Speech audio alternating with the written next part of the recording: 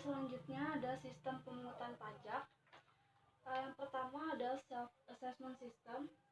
Self-assessment system itu adalah sistem pemungutan yang membebankan penentuan besaran pajak yang harus dibayar oleh wajib pajak yang bersangkutan secara mandiri. Nah, poin besarnya di sini adalah wajib pajak yang harus aktif mengurus besarnya tarif pajak mereka.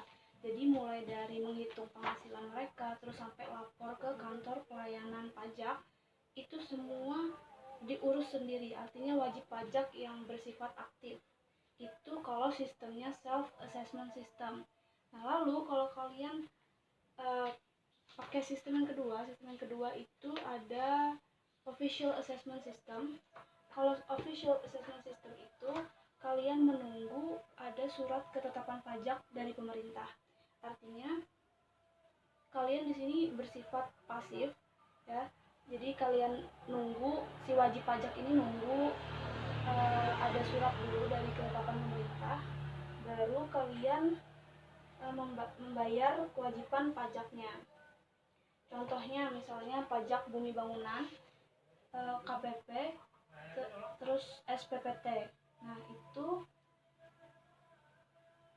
si wajib pajak itu dinilai belum mampu diberi tanggung jawab penuh untuk menghitung dan menetapkan besaran pajak. Jadi untuk official assessment system itu besaran pajaknya dihitungkan oleh pemerintah, dihitungkan orang, bukan wajib pajak yang menghitung ya. Beda sama self assessment system. Kalau self assessment system tadi itu wajib pajak sendiri yang hitung dan yang melaporkan juga wajib pajak. Habis itu paham perbedaan antara self assessment system sama official assessment system, bisa dipahami?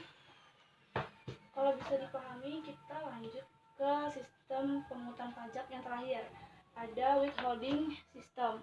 Withholding system itu sistem pemungutan yang memberikan otoritas kepada pihak ketiga. Oke, jadi kalau tadi self assessment system wajib pajak yang aktif, wajib pajak yang menghitung. Kalau official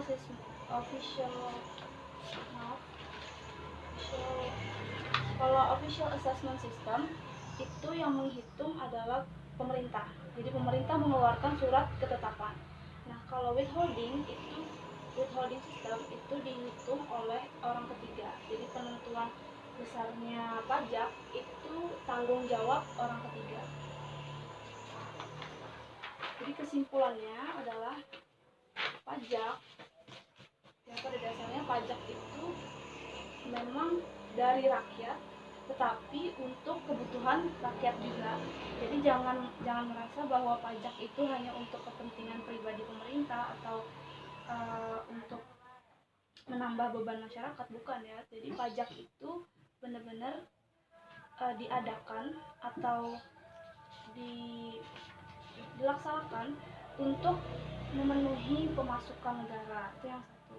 Lalu pajak itu juga untuk mengelola rakyatnya.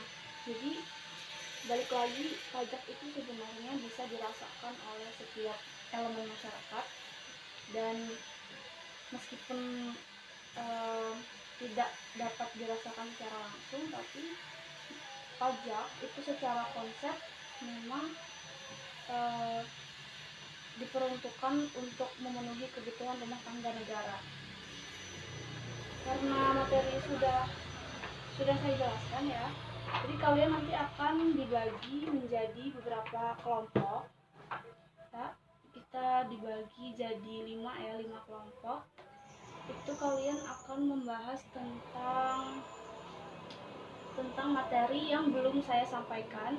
Saya sengaja tidak sampaikan karena saya ingin kalian berkelompok, kalian membahas, kalian bisa untuk mempresentasikan di depan teman-teman kalian. Jadi nanti kalian akan membahas materi yang belum saya bahas. Yang pertama itu kelompok 1 ya. Untuk kelompoknya kalian boleh bebas milih sendiri atau mau dipilihkan juga bisa, nanti saya lihat absennya.